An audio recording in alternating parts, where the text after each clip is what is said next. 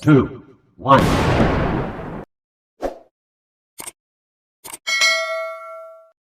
Good morning mga katitik, andito na naman tayo. Pasyalan natin yung ating mga sisiw. Tingnan natin, medyo mainit na yung brooder nila. Kaya pinatay ko muna yung ilaw at magpapalit po tayo ng wattage.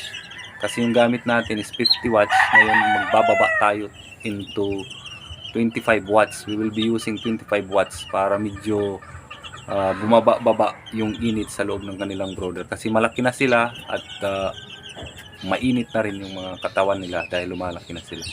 So ayun guys, samahan nyo ako, palitan natin yung bumbilya natin. So ayun mga katitik, andito na, hawak-hawak ko na yung 25 watts na pampalit dito sa 50 watts para bumaba po yung init na naproproduce dito sa loob ng ating brooder. Kasi medyo malaki na sila, hindi na nila masyadong kailangan ng gaanong init. At saka lumalaki na sila, umiinit na yung mga katawan nila. So ayun, papalitan po natin.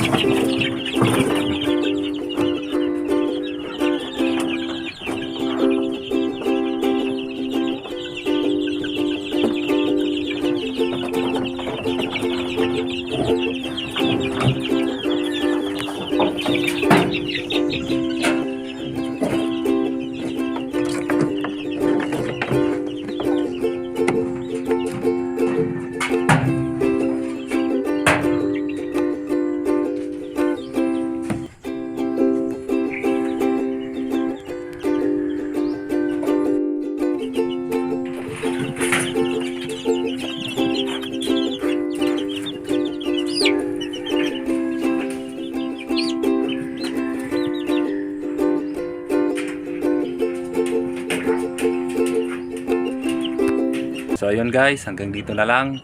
Please subscribe and hit the notification bell para updated kayo sa susunod na mga videos. Bye bye!